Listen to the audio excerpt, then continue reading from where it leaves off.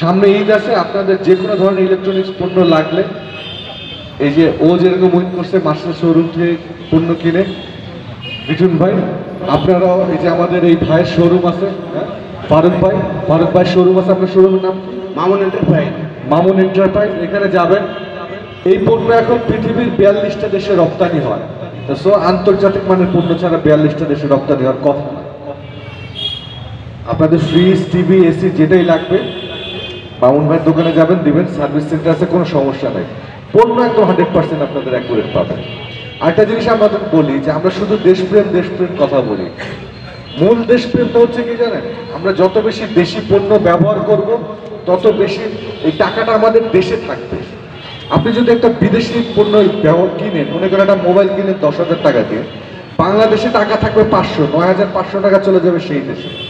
আর আপনি যদি আমাদের দেশে উৎপাদিত একটা মোবাইল কিনেন 10,000 টাকা দিয়ে, তাহলে সেই 10,000 টাকা দেশেই থাকবে, একটা টাকাও বিদেশে যাবে না। তা আপনার পকেটে যদি টাকা থাকে তখন অন্য দেশ আপনাকে দাম দেবে, না হলে 2 পয়সাও দাম দেবে না। আপনারা সবাই সচেতন নাগরিক, এখানে বিভিন্ন রকম চ্যানেলের সাংবাদিক ভাইয়ারা এসছেন, তাদের মাধ্যমে এই আপনার এই আলমডাঙ্গা বাসাকে একটা অনুরোধ করব, আপনারা সবসময় দেশি পণ্য ব্যবহার করবেন, তাহলে কেবলমাত্র দেশের টাকাটা দেশে থাকবে।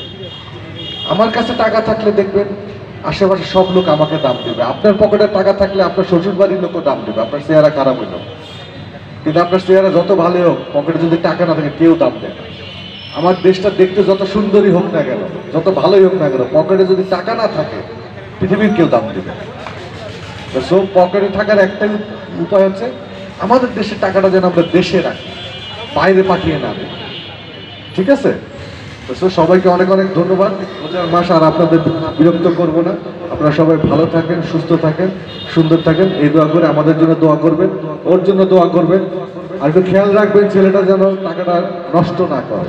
ধন্যবাদ আপনাদের সবাইকে, ভালো থাকবেন। আসসালামু আলাইকুম।